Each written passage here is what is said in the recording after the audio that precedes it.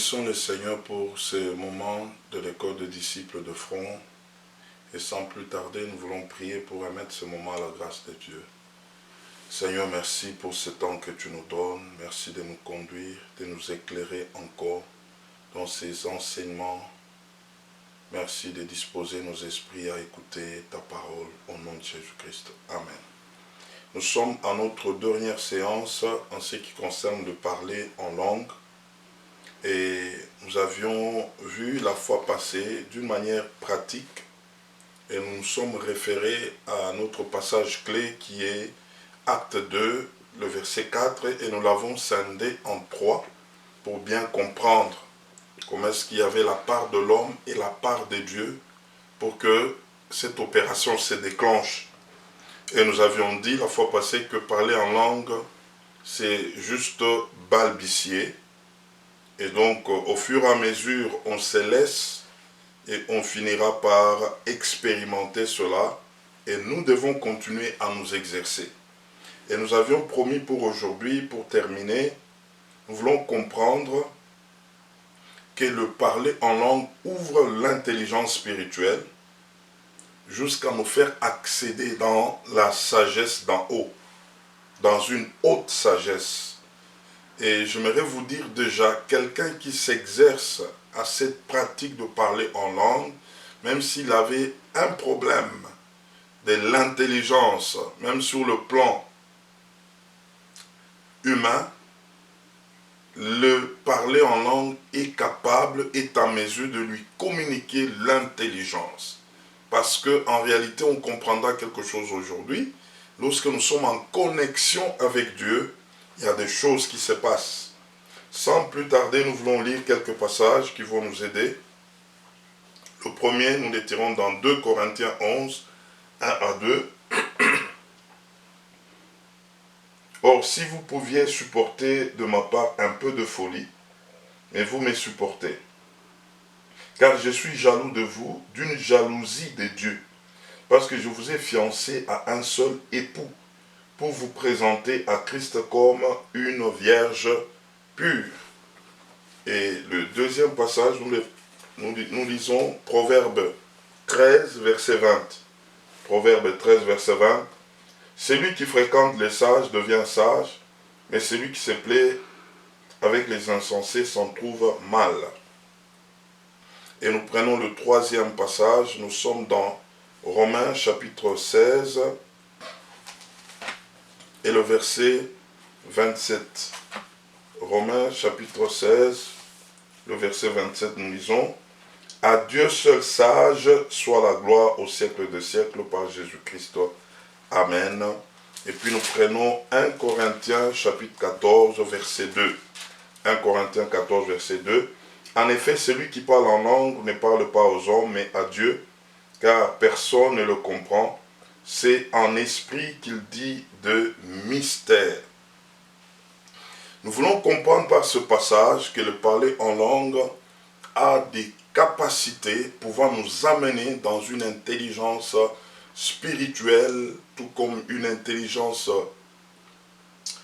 normale, et que nous pouvons accéder à des choses que nous ne pouvions pas comprendre autrefois, mais par le parler en langue, nous pouvons accéder à la compréhension de choses en partant des choses spirituelles jusqu'au même des choses de ce monde. Le parler en langue ouvre l'intelligence. Nous allons le comprendre. En Christ, ou tout celui qui est éligible en Christ, c'est la personne qui a confessé Romains chapitre 10, verset 9. Il a cru que Jésus-Christ est mort et ressuscité. Par cette déclaration, cette personne est sauvée. Et donc cette personne accède dans la famille de Dieu. Selon Jean chapitre 1, verset 12 à 13, à tous ceux qui l'ont reçu, il leur a été donné le pouvoir de devenir enfants de Dieu. Et nous allons comprendre que le fait que nous avons cru, nous avions confessé Romains 19, nous accédons dans la famille de Dieu comme des enfants de Dieu. Un enfant de Dieu, il est encore bébé, il est enfant. il doit croître, il doit grandir. Et donc ici, je crois l'avoir dit toujours, que celui qui est né de nouveau dans l'homme, c'est son esprit. L'esprit doit prendre de la taille, il doit grandir. Et pour grandir, l'esprit doit apprendre à se nourrir, afin qu'il se développe. Et donc, nous comprendrons que dans le royaume de Dieu, ce n'est pas le nombre d'années d'une manière naturelle qui compte. C'est le niveau de la taille de ton esprit qui compte. Parce que tu peux avoir 10 ans d'une manière naturelle dans les choses de Dieu, mais en réalité, ton esprit peut rester toujours enfant, peut rester toujours bébé. L'esprit de l'homme qui est né de nouveau doit se développer, doit grandir, doit croître, doit se bâtir. Nous l'avions déjà expliqué. Et donc, c'est par là que nous allons comprendre quelque chose, que lorsque nous prions en langue, selon 1 Corinthiens 14, verset 14, c'est notre esprit qui est en prière, mais notre intelligence demeure stérile. Alors nous allons comprendre que plus l'esprit est en prière, l'esprit est en train de se laisser aiguiser par le Saint-Esprit. Il est en train de connaître ce que j'appelle la fécondation. Il est en train de grandir. Il est en train de croître. Il est en train de prendre la taille. Plus tu pries en langue, ton esprit est en prière et le Saint-Esprit qui habite, qui loge dans ton esprit, aiguise cet esprit. C'est comme les nourriciers de ton esprit, c'est le Saint-Esprit pendant que tu es en train de prier en langue. Il nourrit ton esprit, il l'amène à grandir. Et donc c'est par là que nous allons comprendre que plus l'esprit grandit, il quitte la dimension de l'enfant pour accéder dans la dimension du fils. Un fils et un enfant ne sont pas le même. Il y a une différence. Le fils commence à comprendre des choses. Mais l'enfant reste bébé. Et par le parler en langue, la dimension du fils est en train de sortir. Nous devenons des fils de Dieu. Parce que nous commençons à grandir. Plus tu deviens fils, tu commences à comprendre les choses du royaume.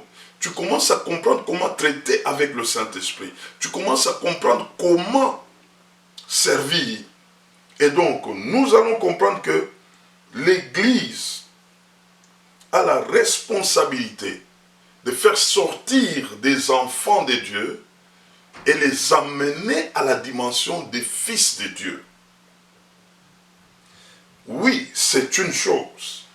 Nous devenons des fils, nous grandissons, mais il y a une dimension que l'Église, ou pour la plupart, c'est tellement rare, où beaucoup sont restés au niveau de fils de Dieu, mais il y a une autre dimension qui est la plus excellente, c'est la dimension de l'épouse. J'aimerais vous dire que Christ ne viendra pas chercher des fils, Christ viendra chercher l'épouse. Ah, ici il faut qu'on se comprenne. Nous sommes fils de Dieu, nous avons cru, nous commençons à grandir, mais il se fait que il y a un époux.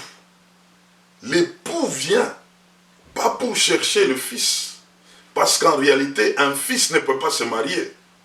Un fils doit grandir pour atteindre le stade de la maturité afin de penser mariage, afin de parler mariage. C'est pourquoi même, il y a beaucoup de gens aujourd'hui, ils ne comprennent pas et ils ne sont même pas prêts à ce que le Seigneur puisse revenir le prendre.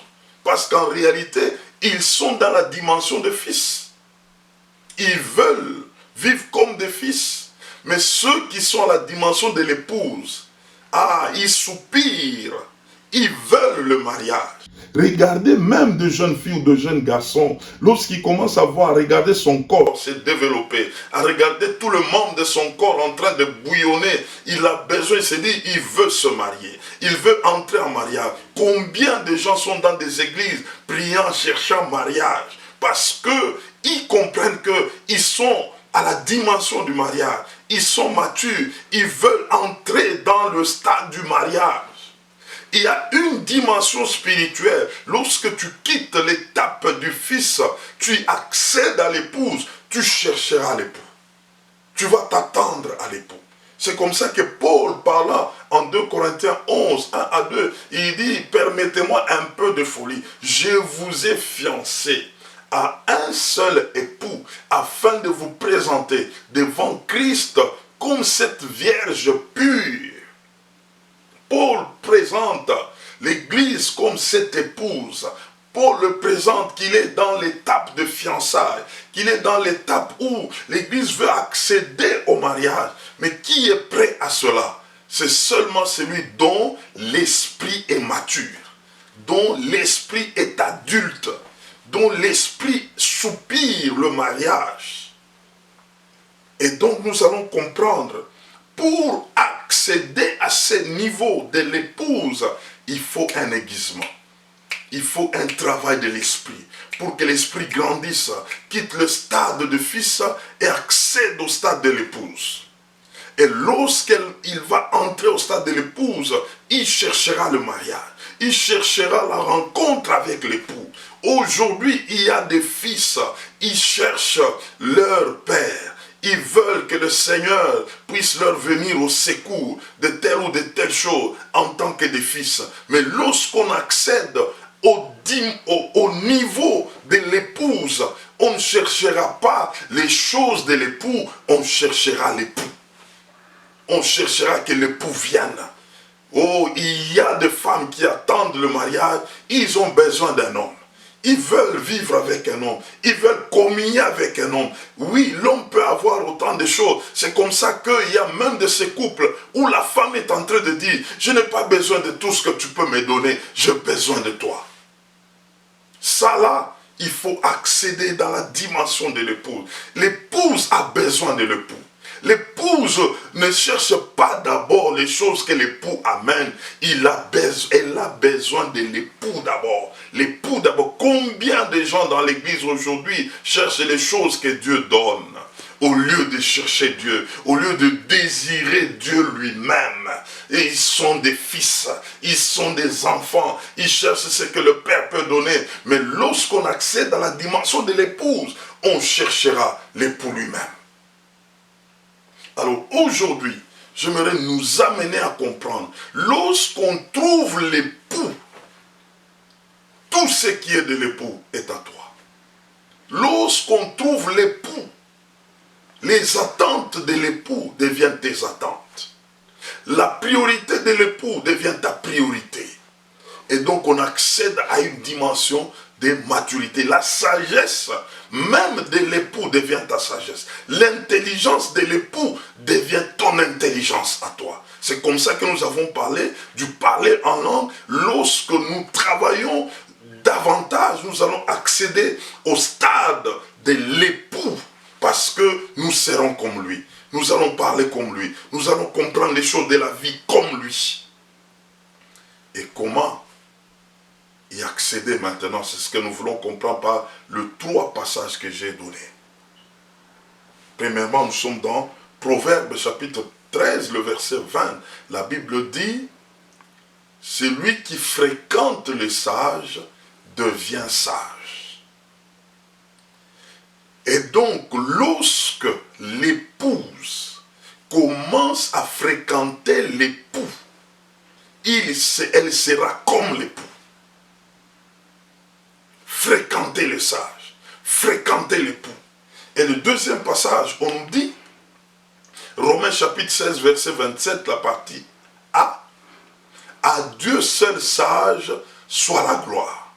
On nous présente dans Proverbe 13, 20, c'est lui qui fréquente les sages devient sage. Romains 16, 27 nous dit, à Dieu seul sage soit la gloire. Si nous prenons Proverbe 13, 20, et Romains 16, 27, nous allons trouver ceci. C'est lui qui fréquente les dieux sages. Il devient sage. Parce qu'on nous présente Dieu comme le sage, le vrai sage. C'est lui qui les fréquente, il devient sage comme lui. Celui qui fréquente les dieux intelligents, il devient intelligent comme lui. Celui qui fréquente les dieux qui a la connaissance des choses, il aura cette même connaissance. Maintenant, les 1 Corinthiens chapitre 14 verset 2 nous dit, c'est lui qui parle en langue, ne parle pas aux hommes, il parle à Dieu. Et donc parler en langue, c'est fréquenter Dieu. C'est lui qui parle en langue, il fréquente Dieu. Il ne parle pas aux hommes, mais il parle à Dieu. Il fréquente Dieu. Ce sont des mystères qu'il est en train d'exprimer en fréquentant Dieu. Et donc, la sagesse de Dieu sera ta sagesse. L'intelligence de Dieu sera ton intelligence. C'est comme ça que lorsque quelqu'un s'applique dans la dimension du parler en langue, même s'il n'était pas intelligent à l'école, il sera intelligent.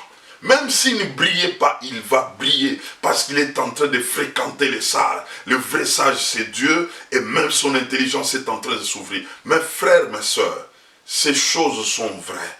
Lorsque tu t'appliques à chercher, à prier en esprit, le plus souvent possible, tu es en train de fréquenter les seuls sages. Le seul sage, c'est Dieu et tu deviendras sage. Tu comprendras les choses de la vie. Tu comprendras les choses de ce monde. Tu comprendras là où l'ennemi peut piéger et toi tu peux passer. Tu comprendras autant de choses dans le mariage, autant de choses dans la vie courante, autant de choses dans la famille parce que tu es connecté au vrai sage. Le parler en langue, c'est une connexion au vrai sage pour devenir sage. Et donc, si nous pouvons nous résumer ce matin, il n'y a que l'épouse qui cherche l'époux. Pour chercher l'époux, il faut accéder dans la dimension où ton esprit est en train de grandir par le moyen de parler en langue, où tu ne chercheras pas de choses que l'époux donne, tu chercheras l'époux lui-même. Aujourd'hui, beaucoup cherchent les choses que l'époux donne. Mais en réalité, nous avons besoin de l'époux. Parce que l'éternité sera avec l'époux. Et donc, ce n'est pas le parler en langue. Lorsque nous y accédons, nous aurons le statut de l'épouse. Et nous aurons la soif, le désir de l'époux. Frère, travaille à ça. Tu verras que tu n'auras que besoin de l'époux. Et tu verras que ton intelligence va s'ouvrir. Tu auras une nouvelle sagesse, une manière d'aborder la vie. Tu auras un nouveau style de vie. Tu comprendras les choses de la vie parce que tu deviens à la dimension de l'épouse et non pas du fils. Et je te dis, l'époux est à la porte. Il attend l'épouse et non pas le fils. Que Dieu bénisse sa parole. Amen. Nous voulons prier. Seigneur, merci parce que c'est toi qui nous as conduits dans ces enseignements. Depuis le début jusqu'à la fin, nous voici, ô Dieu, à cette étape où nous voulons te bénir pour ton soutien que tu as accompli au milieu de nous. Bénis mon frère et ma soeur. Amène chacun dans la pratique de toutes ces choses, ô Dieu, afin que nous puissions quitter le stade du Fils pour accéder au stade de l'épouse. Merci Seigneur. Au nom de Jésus-Christ. Amen.